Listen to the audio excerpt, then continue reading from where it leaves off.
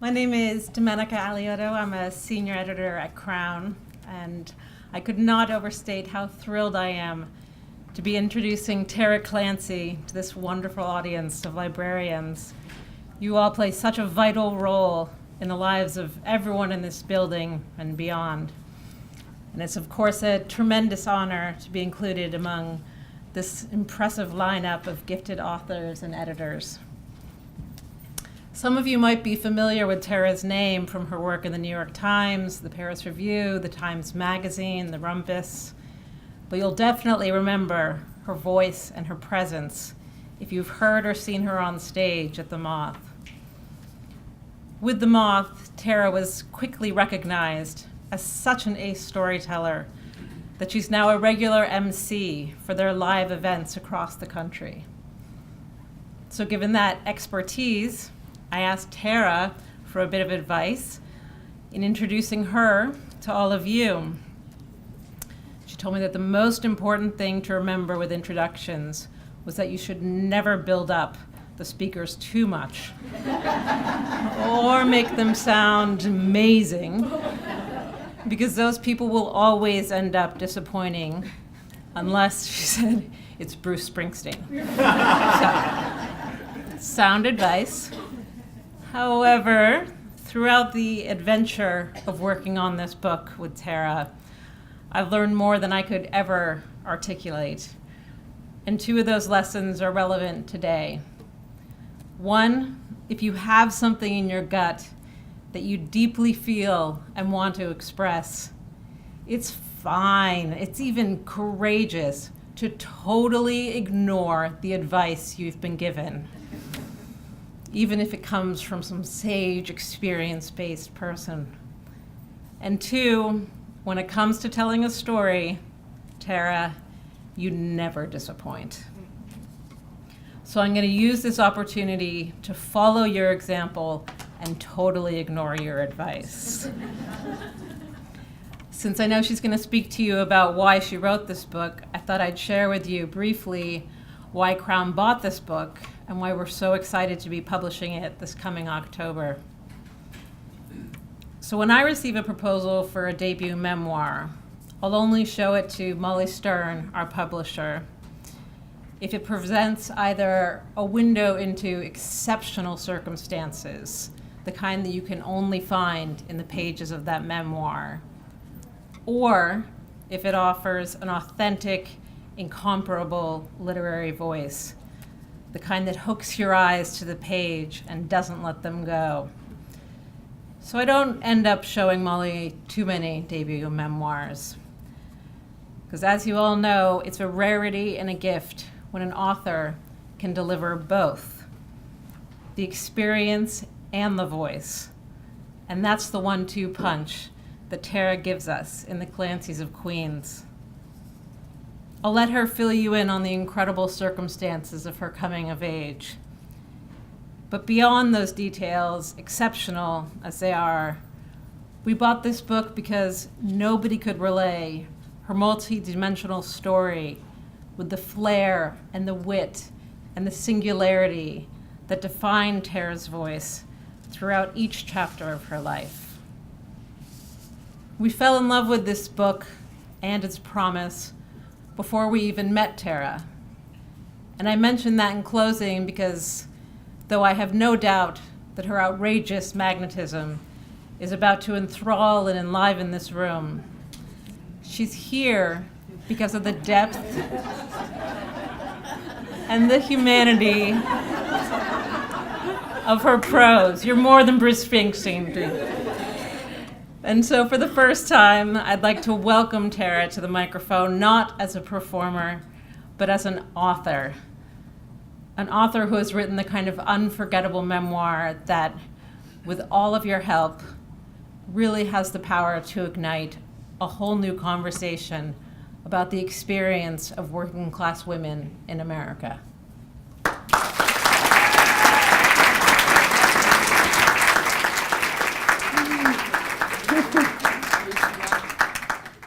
Hi, how are ya?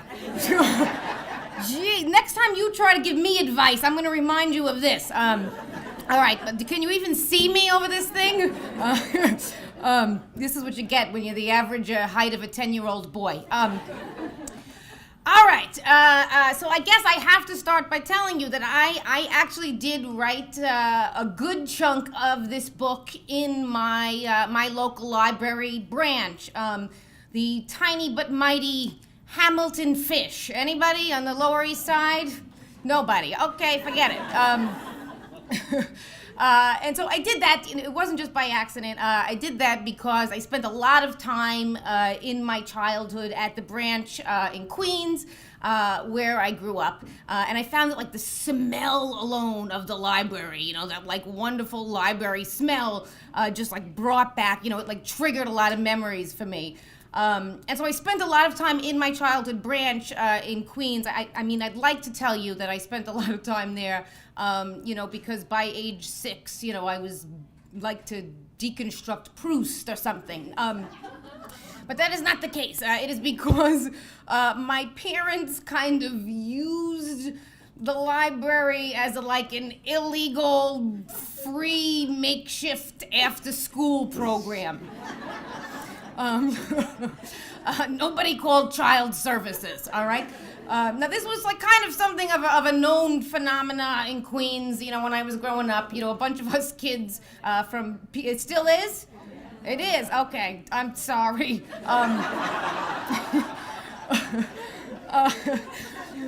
So a bunch of us kids at PS 133, we would end up in the library for a couple of hours, after school until our parents could pick us up. And I guess the librarians did sort of lovingly turn a blind eye to this. They were like aware of the community, and they're kind of like, we know these people need a little leg up. And so they kind of turned a blind eye. But what they would do is the librarians would kind of give us these giant stacks, to sort of, keep us at the little tables and from tearing the joint apart. And so I have this memory when I was a little kid. The librarian had come along to refill our little stacks, to keep us in the chairs. And my two girlfriends were sitting next to me, and they were sort of like they were more like your typical girls. And so the librarian picked books for them, and I remember they knocked out, they plunked down on top, there was one on dolphins, and there was one about making bracelets, and then there was one about origami, and then it was my turn, and I was like, oh, I am not your typical little girl, and I was like, oh boy, I held my breath, and then all of a sudden the librarian plunks the books down, and it was motorcycles. I was like, thank you! The librarian looked at me, she was like, I see you, little lesbian. Anyway, it was a nice thing of the librarians to turn a blind eye to this. So thank you to the librarians of Belrose, Queens, circa 1986. All right, so full disclosure, I do not come from people who spent a whole lot of time in libraries. If you needed a special card to hang around racetracks and bars, we Clancys would have had a wallet full of them. But I guess that is the reason why I am here. What my people did instead of, a whole lot of reading was tell stories. And they told the best stories, and from as young as I can remember, I loved these stories. But when I was a kid, the best, the raunchiest, the grittiest stories, I was kind of prevented from hearing. And so I went to great lengths, to get around this and to try and eavesdrop on these stories. And so here's a little memory. So I'm I don't know, maybe 7, 8 years old. And I am standing inside the refrigerator door, right? And I'm pretending I'm trying to find something to eat, but what I'm actually doing is just playing 3-card Monty, with the condiments. I've got the mayo and the mustard, right? And I've been there for so long because I'm trying to eavesdrop, but I've been there for so long that I'm cold, and I'm covered in goosebumps, and I'm doing all of this because the side of the refrigerator door, it is summertime in Queens, And my father and my uncles are sitting around the kitchen table and they are telling these like really gritty stories. And I just want to make it, to hear the end, and they're sitting around this table and there's like this overstuffed ashtray and there's like the displayed box of donuts and there's the growing, pyramid of empty beer cans. And inevitably every time, because I did this a lot, every time I would get caught because the cold would get too much to bear, and I'd start squirming around and I'd use my goosebumped arms to rub my goosebumped legs, and my father would catch me, and I'd get the old, hey you, get out of here. But then, a decade and maybe a decade and a half later, I read Richard Price's book, The Wanderers, his first book, and for the first time, like, it felt to me like there was the voices and the stories of my father and my uncles. And when I finished that book, it felt to me like I got to stay inside that refrigerator door. But as much as I loved that book for what was in it, I was also struck by what was not. And that was the voices of New York's working class women. And as soon as that kind of occurred to me, that we weren't, like after reading that book, I just started looking for it. I started looking for books and I could not find my voice anywhere. And it was amazing to me, right? It's like there's this canon of New York literature and film, and it's like my voice is not anywhere to be found. And please tell me if I'm wrong on this, but as far as I can really think back, the last notable book written by a New York working class woman that is about New York working class women was A Tree Grows in Brooklyn, which is now like 73 years old. So I instantly, as soon as that occurred to me, I was like, that's it. You know what? I'm gonna write a book. I'm gonna do it. I am not gonna let a measly thing like not having a writing degree or any experience or possibly any talent get in my way,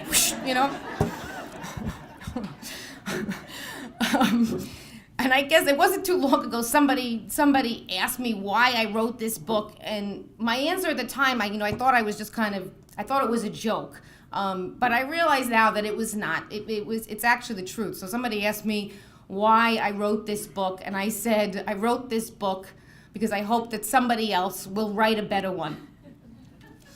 And I mean that. I want like a year from now, after this book comes out, I want some girl in the Bronx to read it and go, screw Tara Clancy, right? I'm a better writer, and I got a better story. Okay, so what is actually in the frickin' book? Here we go. In many ways, it is just that. It is the stories of me and my family, and most especially the women in my life. My grandmother and my female friends, and my mother. But there is this little twist with my mother in my story, and so that's the last thing I'll just tell you quick. The little twist with that is this. So. At 20 years old, my mother had hardly been outside of Brooklyn, and when she did finally leave a year later, it was only because she married this guy from Queens, which she then called the country. So they had a baby, me, but by the time I was 2, my parents had divorced, and around that same time, my mother had taken on a job as a cleaning lady. And so the very first apartment that she actually had to clean was this like duplex, right? And it had like, the Manhattan skyline views, and it was filled with, like antiques and artwork. But as it winds up, it would be my mom's last house cleaning job, because over the course of a year, she would go from being the cleaning lady to the secretary to the girlfriend of the multimillionaire who owned it. Now, they never decided to live together, full time. They were both divorced, and it was a little, kind of been there, done that. But also my mother, she had this philosophy, which is that if you took somebody's money, you had to take their advice. Yeah, but really, my mom was a proud woman and she wanted to keep her job. She also, when it came to raising me, she wanted to do it her way, and so she felt that it had to be on her dime. And so she would essentially go on to live this kind of dual life. For the weekdays, we were entirely in Queens, and then on the weekends, she'd go off with this man, either to like his duplex or to his house in the Hamptons. And on the weekends, when I was not with my father, I was right there with her. So, together, my mom and I had sort of become like super women, able to jump social strata in a single bound. All right, so for the details of how all that plays out, you're really gonna have to read the book because I don't got the time and we want to go to lunch. But I do want to sort of just end by saying this. I come from a really big extended family. I got heaps of aunts and uncles. I actually have exactly 40 first cousins. But as of today, my mom and I are the last remaining of my multi-generational native New York family. My mom and I are the last two remaining people to live in New York City. And so, in other words, the accented blue-collar native New Yorker is something of an endangered species. And so I hope that that my book kind of fills the gaps in a little bit of some parts of that story, which I think we're missing, and it gives a fuller picture of who we are before we're gone. Thank you.